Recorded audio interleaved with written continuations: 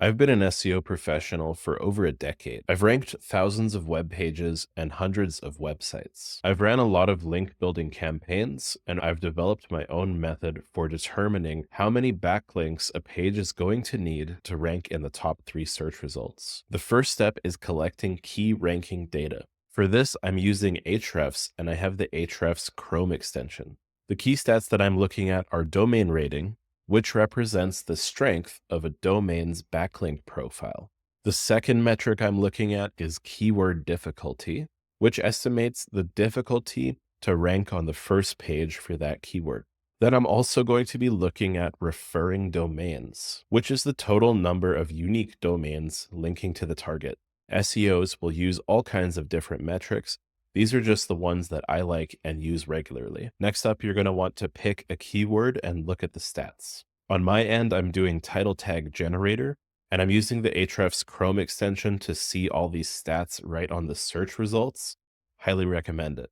Looking at this keyword, I can see the keyword difficulty is 29. And since I'm in Canada, I'm also going to simulate US search results. That's an important step if you're not working on your immediate local area. You want to make sure that you're looking at the right search results in the right location.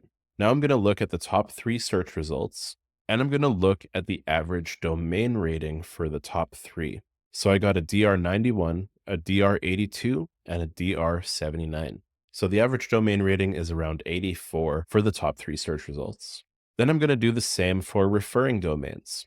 So there's 119 referring domains going to the top result. We got 12 referring domains on the second result and 13 referring domains on the third result. So the average of those 3 is about 48 referring domains.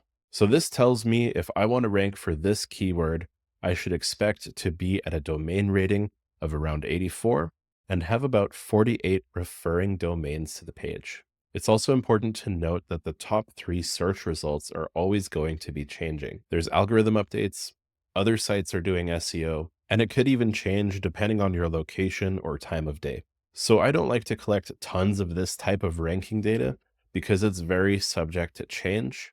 I'll typically collect stats for a handful of pages and keywords that I want to rank for, but I'm not going to get too crazy with it because it's going to change anyways.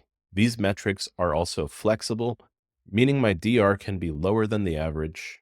I can also target keyword difficulties slightly higher than what my site ranks for on average. And I can also rank in the top 3 with fewer referring domains than average. That's because this is all part of a big algorithm. Google is doing a ton of math to determine the rankings, and I can play into my strengths to bolster my weaknesses. For example, let's say I'm working with a DR70 site. Average domain rating in the top 3 is 84. I can potentially still rank in the top 3 by getting more referring domains than what the average sites are doing. So in my case, the top page had 119 referring domains. The average was about 48. But if you look at number 2 and number 3, they actually only have 12 and 13 referring domains.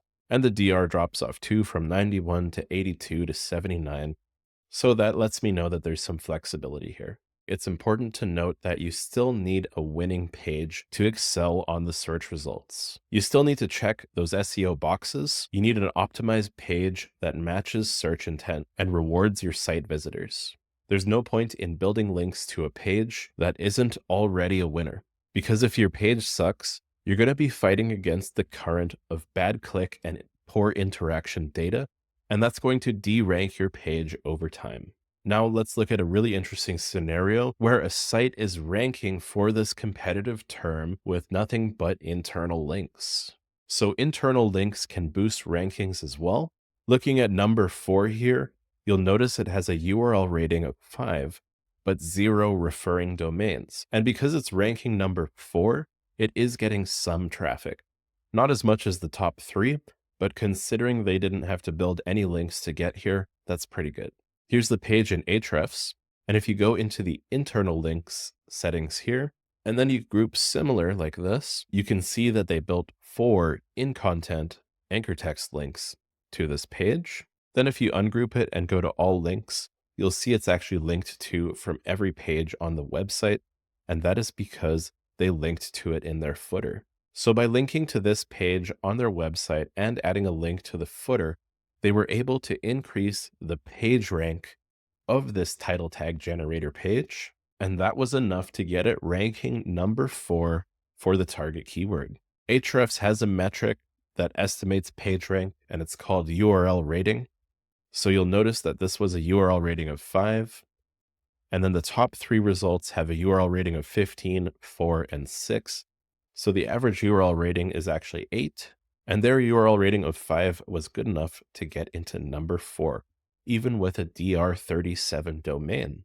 So that's a great example of how much flexibility there is with rankings.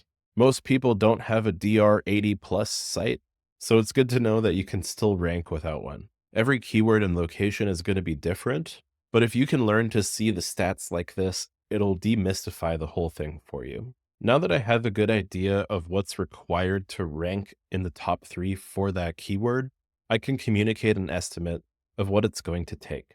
So in my case, that's an average DR of 84, average referring domains of 48, and an average URL rating of 8. And if I'm working with a lower authority site that isn't a DR80, which is probably going to be the case, I would actually want to be a little more aggressive with the targets. For example, I might want to shoot for 50 or 60 links. Then I'm also going to recommend taking advantage of the internal linking opportunities. Like these guys, Positional, they got to number 4 with 0 referring domains, which is great, but we still need some links here because you'll see the traffic drops off very quickly. Ahrefs gets the lion's share of traffic with 63K visits. This one gets 1.8K visits. This one gets 1.2K. And these guys have a newer page. They're only getting 65 visits.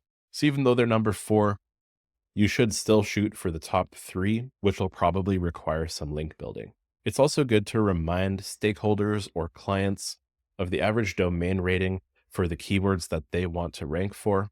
If I'm working with a newer site that has like a domain rating of 8, the client or marketing director types should be painfully aware of the lack of authority that they have to rank for that term. And in a lot of cases with lower authority sites, it makes way more sense to target a lower competition keyword that's going to be easier to rank for. So I might go for a variation of this keyword that has lower search volume and lower competition. You can always change the targets later by optimizing for a new target keyword. So now we have a pretty good idea of how many backlinks we're going to need to rank.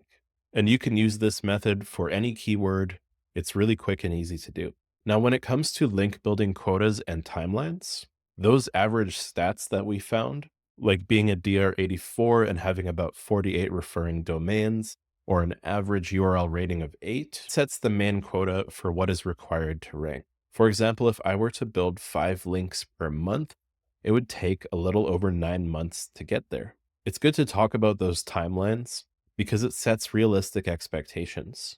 If the site owner wanted to get there in 3 months, they would need to be building at least 16 links per month. And that's just for this one page. Here's a look at the page on Ahrefs for title tag generator.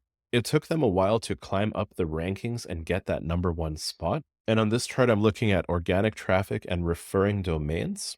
So in the beginning, they've made the page around July 2023, and their traffic and domains gradually increased. Looks like around January 2024, they started building links to it more aggressively. All the while their traffic was increasing, and what they were doing is increasing their URL rating. And you can see that the traffic kept increasing whenever they would increase the URL rating and get more referring domains, until eventually they had enough authority to get that number 2 and then that number 1 spot. And you can see how much the traffic shot up when that happened. But that didn't happen overnight. It took them a year to get there. Now I'll show you 2 more metrics that'll help you pick the best pages to build links to. Those metrics are traffic potential, keyword difficulty, and traffic potential per keyword difficulty. So traffic potential is pretty straightforward. That is just straight out of Ahrefs, and it estimates how much traffic a page is going to get if it were to rank number 1 for that keyword. I like traffic potential because it factors in other keywords that are similar that it'll rank for, and it factors in zero-click searches. It's a much better indicator of potential traffic versus the search volume of one keyword. Then keyword difficulty is also really straightforward. But if you divide the traffic potential by keyword difficulty, so traffic potential per KD, TPKD, that's going to show you the estimated traffic per keyword difficulty. And that makes it really easy to find the pages that can bring in a lot more traffic if you were to focus on ranking for them. Let's look at a few examples here.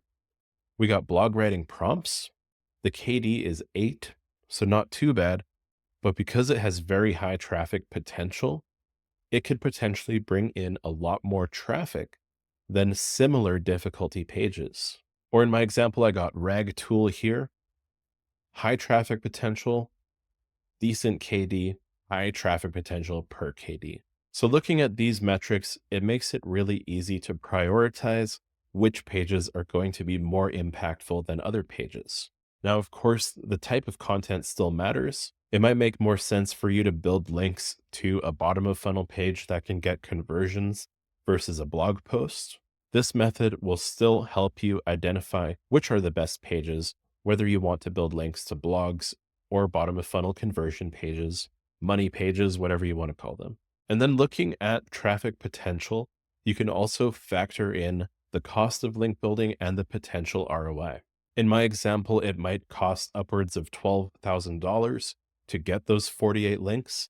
That's if they cost about $250 per link. That's a fairly average cost for mid-tier links in US dollars these days. So then I can factor in my conversion rate, customer lifetime value, and similar revenue metrics to reverse engineer which pages are going to be the most profitable to build links to. Looking at traffic potential and traffic potential per keyword difficulty will also help you figure out which ones to go after first that are going to be easiest to rank for, cost the least, and produce the highest ROI. So now you have a better idea of how many backlinks it's going to take to rank certain pages for certain keywords. And of course, it's going to depend on the types of keywords you're going after, the keyword difficulty, your domain authority, the competitor's domain authority. So you need a flexible method like this to help make those decisions quickly and figure it out with some simple calculations. I've found that the higher you go on the competition scale, the more important link building is. If you want to rank for those big juicy keywords that can inject customers into your business, acquiring links matters more than ever, especially with the increase of AI content. It's never been easier to produce content, so link building is like a vote of confidence of which pages are better than others. There's still lots of opportunities to rank without backlinks, especially on the informational and educational side. But if you're looking at those keywords that people bid on Google Ads that have like $20 cost per click and higher, there's a much higher chance that you're going to need backlinks to rank for those high competition keywords. And because not all links are created equal, I actually like to take it a step further and do some segmentation. I'll break the links up into authority buckets to get an idea of how many high authority links I need, medium authority links, and easy to get low authority links. We can get that information fairly easily just by reverse engineering what's on the search results, and I'll show you how to do that in my next video.